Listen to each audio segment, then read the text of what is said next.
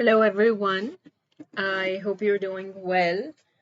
So in this video we will go over lab 8, and if this is a short video I'll probably do lab 9 also in this. I don't know, you'll know it from the title of the video.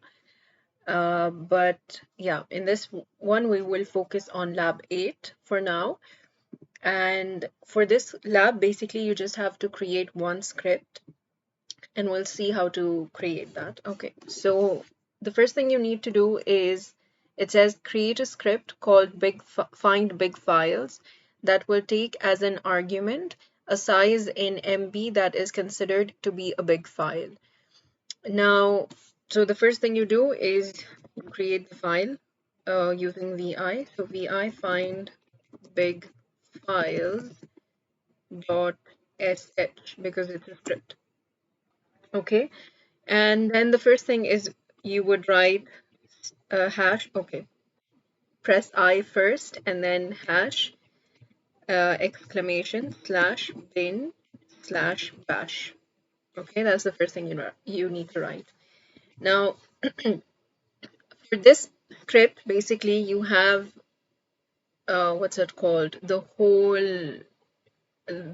whole question is broken down into different steps. You just need to follow the steps and do whatever is mentioned in each step. But basically, at the end, you should have a script that will return the following information for the current working directory: the list of large files, the number of files found, and the date and time of the search. So basically, let's say the user passes the argument 1, representing 1 MB, and they want to search all the files that are greater than 1 MB in size. Okay, you need to also print the number of files that were found, when the search was done, the date and time for search, and the list of the files that have their size greater than 1 MB. Okay, so let's go through it step by step. The first thing you need to do is add comments. The script name, author, date, purpose, you can do this on your own. Just write it with the hash symbol, and you can write who is the author, who is the oh sorry not what who's the author, the date, the purpose, whatever you want to write. I don't care about this, I don't like comments, but do as it is mentioned here. Then the next step is you need to create a function usage that will print out the correct usage as shown below. So how do you create a function? For creating a function, you basically need to write the word function, okay, and then the name. Here they've given you the name usage. So that will be the name of the function, usage. And then don't create the bracket on the same line. For some reason it doesn't work. You have to put the bracket on the next line. Just remember that the first word should be blue in color. I think this is blue. I don't know what color this is, but it should be different in color than the second word. The name of the function should be white in color. Just remember that, because if you put the bracket next to the name of the name of the function is not white in color. Okay, so just remember, put the brackets on different lines.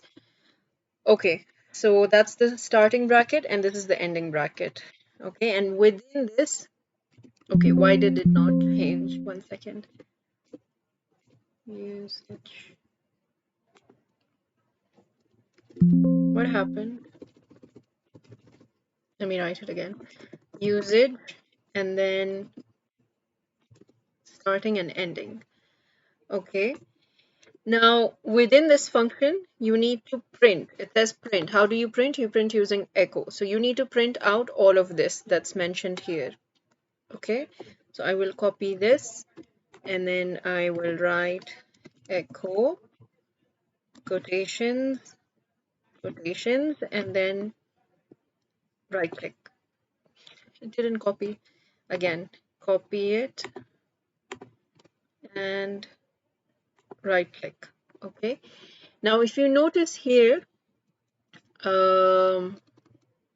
there's a variable script name. We don't have any variable script name. So either you can change this to $0, the whole thing, or just create the name of the script. So script, oh, sorry. When you're creating a variable, it shouldn't have the dollar symbol. So you would write script underscore name is equal to, what is it equal to? What is the name of the script? Okay, let's just put dollar base name $0. Yeah, okay. Yeah, this part will give you the name of the file from $0. Okay, then you can, what else? Okay, that's it. So you just print that. Now, if just for you to see, if I write usage here and then save this, chmod plus x, because we need to give permission for the file to be executed. And so then find big file, see, it prints everything as it should print from the function, because in the function we have echo, right? So that's how you would do it. Now we have to go back and follow the next step. So I will go back in the file and remove this part. I just wrote it so you can see how it is working. But anyway, in the third one is in the main part of your script, test the number of arguments, so that if the script does not have one argument, it prints the usage and exits. To exit the script, if the number of arguments is incorrect, use the command exit1. Okay. So what do you need to test? Whenever there is a testing thing, like whenever in the question they test something, you basically need to use the if statement, because that is what we use for testing or checking. So you're supposed to use the if statement, and you should check the number of arguments.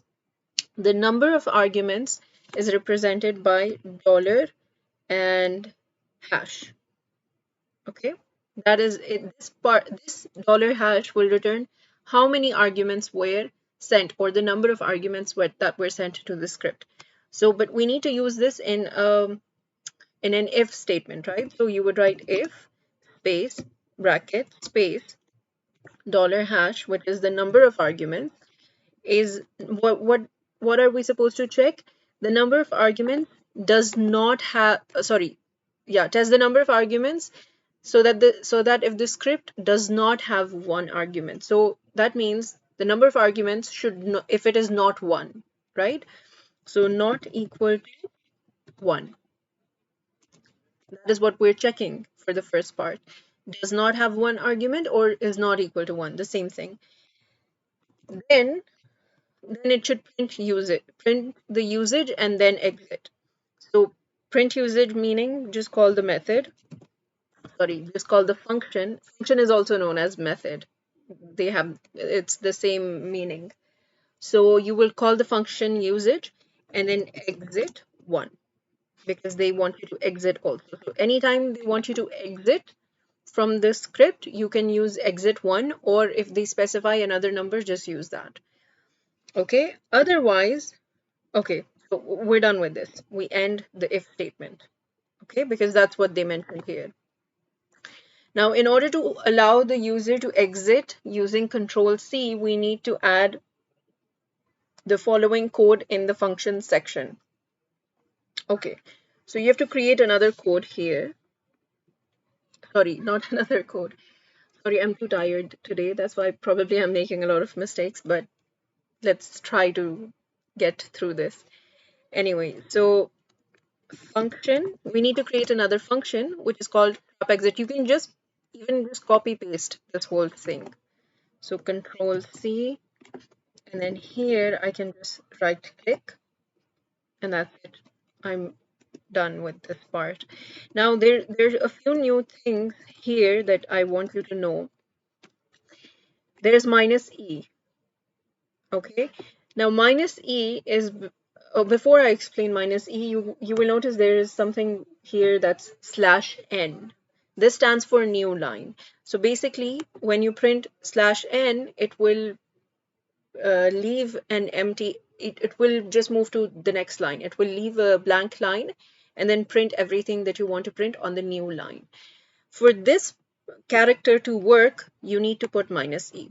If you don't put minus E, this will be printed as it is. It will print slash n. It will not consider that slash n as a new line. It will just print it as a character. So for that new line to work, you just have to put minus e. Just remember this. You don't have to get into details now. Okay, so that is done. We have the function. Now they're saying at the start of the main section, write trap underscore exit, exit to 1, 2, 3, and 15. I will explain this in a minute, but let's just copy this, okay, and add it. Either you can add it before the if statement here, or you can add it at the top. I prefer you just add it here, okay? Just right click here and paste it here. Now, when you copy paste this part, it will have weird characters. Like this single quotation is not the proper single quotation, so you remove it and you write the quotations again. Okay, so what is happening here? Now we have something called trap here, which is nothing but we can consider it as like an emergency exit. Okay, so for example, you have your script is running and there's some error and you want the script to stop running. Maybe there's an infinite loop, or maybe there is some sort of an error that happened that which you want to in which case you want to stop the execution of the script or interrupt it. So in this case, the trap function, or the trap yeah, it's a function. So the trap function is basically used for that purpose. Now what is going to happen is when you interrupt the script, or when you try to make an emergency exit from the script, it will go to the function called trap exit, which is this one here. Sorry, this one. And it will execute whatever is written here in this trap function, trap exit function. And after that, it will exit from the script. So before exiting, what it will do, it will just print whatever is there, or it will execute whatever is there in trap exit function, and then it will exit. And this, the trap exit function will only be triggered when any of these signals are sent, which is 1, 2, 3, and 15. These are nothing but different kind of signals. You can Google them up, what each of those numbers stands for. I think one, I'm not sure what is 1 for, but I know 2 stands for when you press Control C to interrupt the script, and then 15 stands for maybe killing a process or something. So you can Google these up. You don't need to know them, but for each of them, for each of these signals, the trap exit function will be executed, and then the script will be, then it will exit from the script. Okay, I will show you an example of this now so it becomes more clear. So for example, let's say we try an infinite loop. So while $I is equal to sorry, no, equal to 1, do echo I, okay, and then done. Okay, I will save this. Now if I try to run this,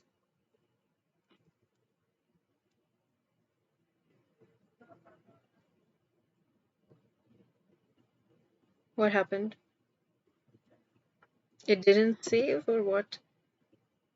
Oh, because I didn't send an argument, sorry.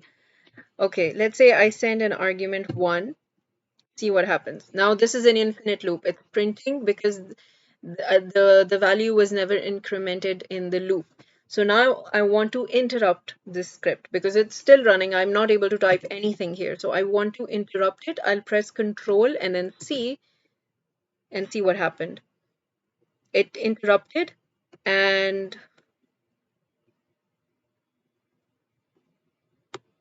echo write error interrupted system call.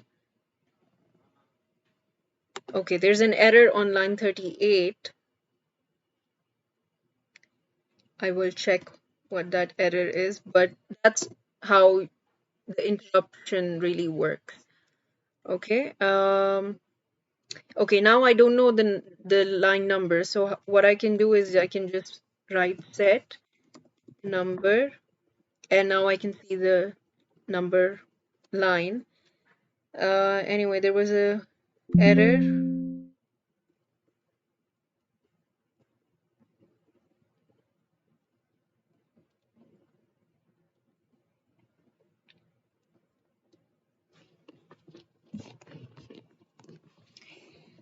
Anyway, the whole purpose of this was with the trap. Just remember, trap is used to basically interrupt or stop the script, and you can send signals with which signals you want to trap or you want to stop the execution of the script. And you can also assign a function for this. So before interrupting, it will execute this function. Okay, that is done. I will remove the loop, the infinite loop.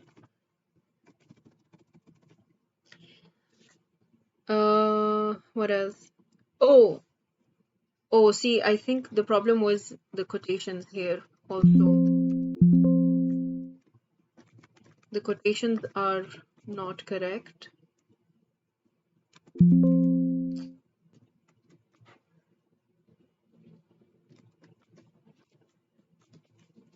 Maybe that was the problem. But anyway, just be careful when you copy code from Word and you paste it here. Sometimes the quotations are wrong. So my advice would be just always change the quotations. It will make your life easier. Anyway.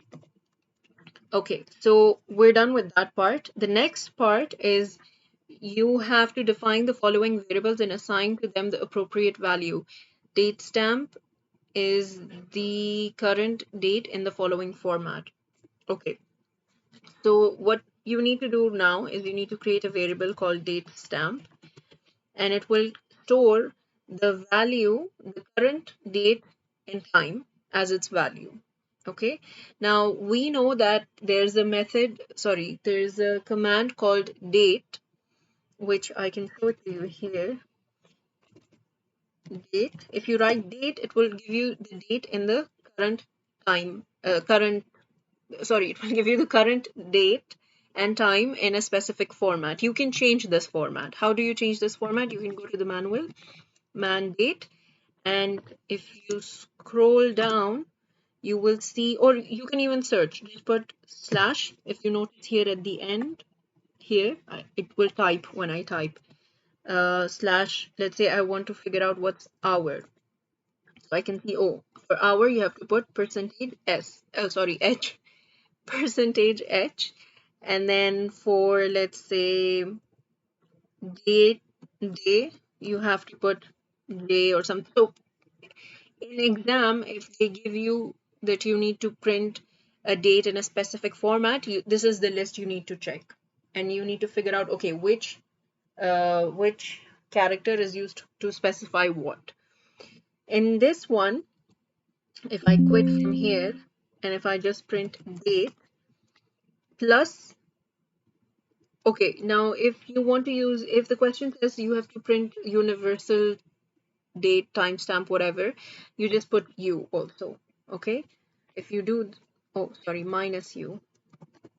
If you do that, it will print the universal time. And other than that, you can, for the formatting, you have to put plus and then double quotations, okay? And within that, you have to write all of this. all of this, the format that is given to you in the Word document. So it is percentage H. Let's see what this prints. Percentage H will print the name of the month, which is December, but in a short form. Okay, so after that there is a space, and then percentage D prints the current date, which is 8th. Okay, then you have a comma, and then percentage capital Y. This will be the year, so 2022. And lastly, you put another comma, percentage T. This is nothing but the timestamp. So, which is 14. How is it 14? Oh, because it's universal time. Let's say we don't want to take universal time. We want to take the current time for this, what's it called, for this region. Then it's 5:51. Okay, that's how you would do it. This same command, you have to put it in the script. Now, the only reason I didn't use -u here is because it didn't ask for universal time. If it asked for universal time, I would put -u. Okay, I'll go back to the script, and I will add that command date so that I can print, so that I can save it in the same format that I'm supposed to print it later in. But when you are executing commands in a script and you're trying to store its value or print its value, you have to use backtick, which is the key that's below the escape key on your keyboard. Okay, backtick date, the same way I wrote it there, plus quotations, percentage H, percentage D, percentage Y, percentage P, and then backtick again. Okay, now if I print this, I can just write echo date stamp with a dollar, date stamp. And if you notice now, if you run this script,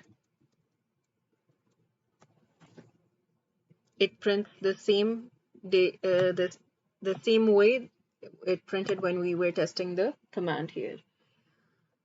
Okay, so let's go back to the file. We have the date stamp. The next thing is search path is the current directory. How do we get the current working directory? If you remember this, we used something called pwd, right? So you would create search. Okay, we don't have to print it here. So search path is equal to, again, backtick because it's a command, pwd, and backtick again. Okay, now we're done with that. The next thing is display the following message on the screen searching for, okay, this is what you need to display. So I will copy this, echo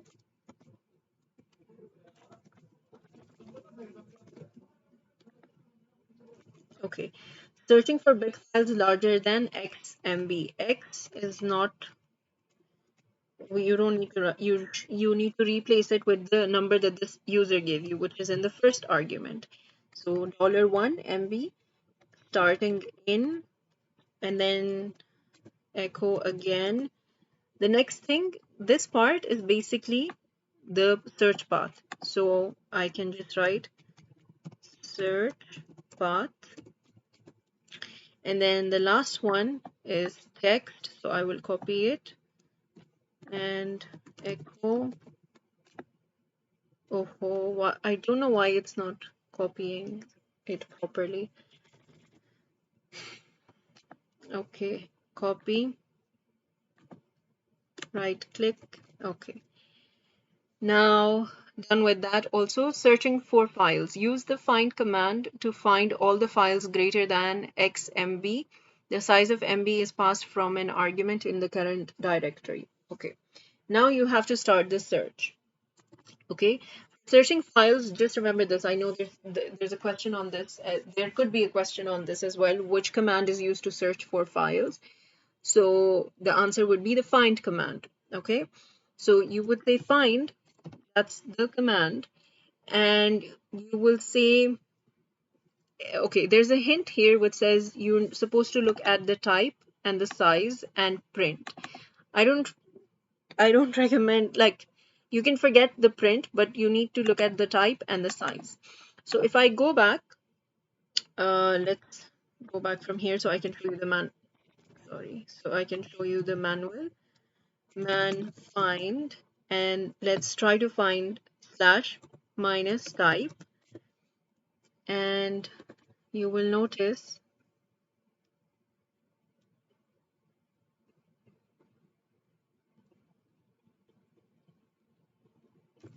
where is it?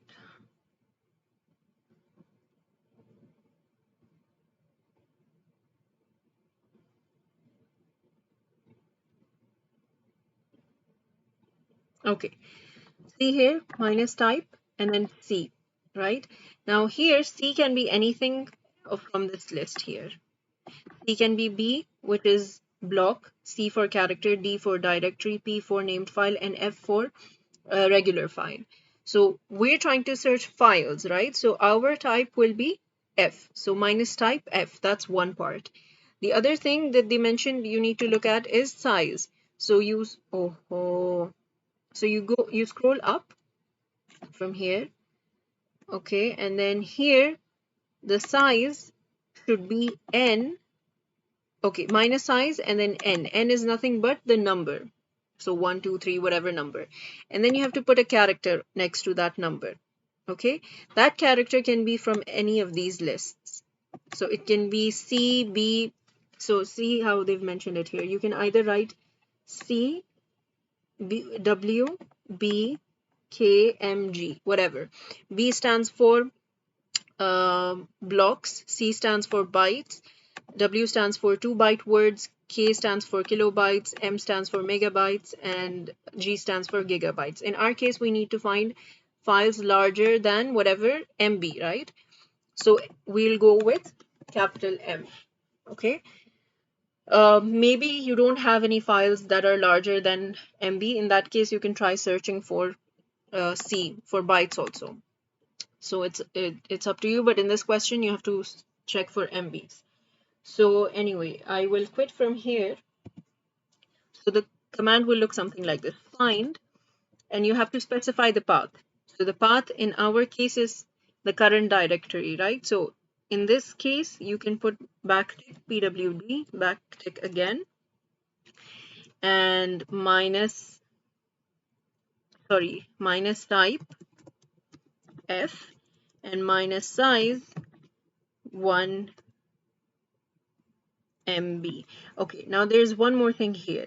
If you just write 1 MB here, it will only look for files that are exactly 1 MB. We want files that are larger than 1 MB, right?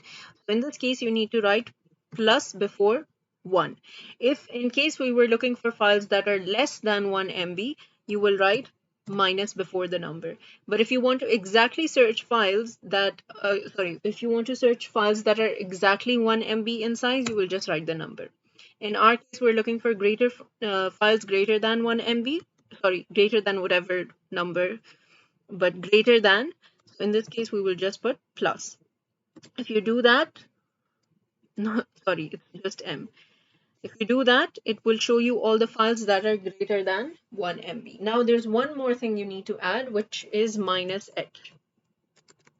Okay, after find, you will add minus H. Why do we do this? It's because if you think about the files on your desktop, on your computer, you have some files that can be TXT files, which are text files, or they can be Excel files, documents, or whatever. But there's some other files also which are nothing but shortcuts. Okay, so when you click on them, a program opens. When you write minus H, what you're telling the system is that please look for only files, don't look at shortcuts. Ignore all the shortcut files and only look through regular files that have regular extensions, like could be .txt, .xl, or .doc, or whatever, or PDF, or whatever. But don't look through any of the shortcuts. Okay, that's the only reason we add minus H. So this is the exact command you will write there. in your so find minus h, and then the search path. Where are you searching it?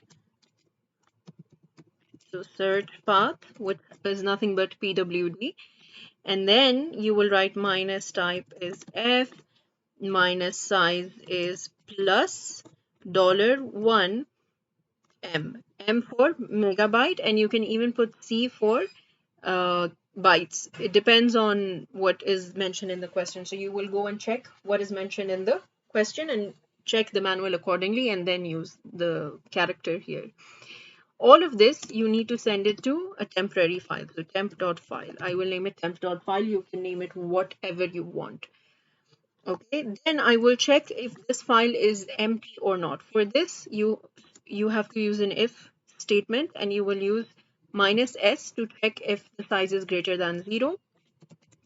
Temp.file.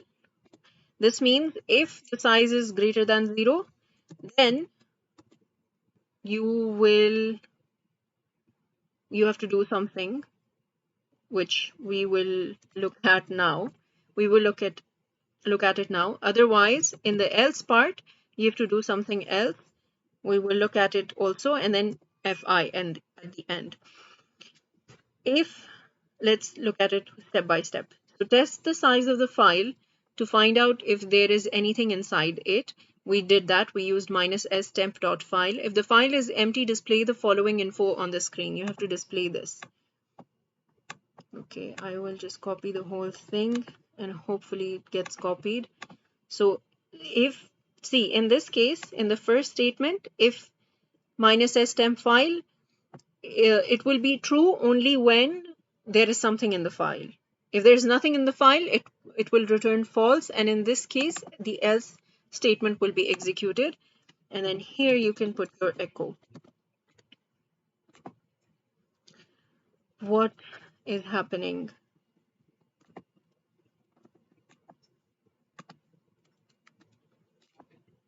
Okay, so that's the else part. And then if the size was greater than 0, uh, you have to count the number of lines in the file. So if the file is not empty, then the file contains 1 line per file.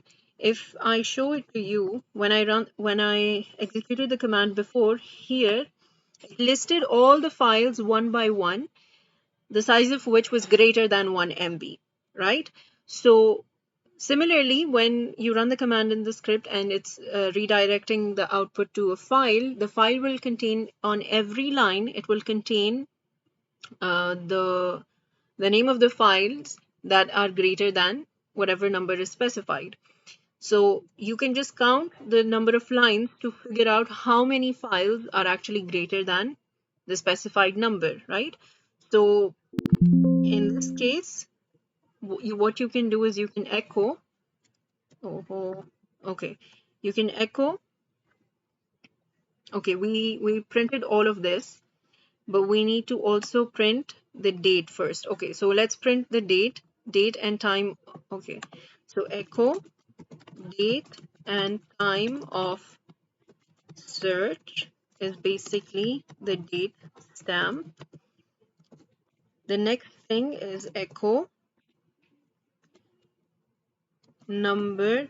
Now see, after each of these, there is a new line, right? There is a new extra line. So I will put that extra line using the /n, but because I'm using /n, I need to put /e. Okay. Similarly here, -e /n for new line, and then number of files found is basically you have to specify the number of files that were found. In this case, you can just do WC, if I'm not wrong. You can use WC for word count minus L for temp dot file. Let's see if this is going to work. WQ, if I run this command, okay, it did print 5, but it also printed temp file. Oh, 1 second. Okay.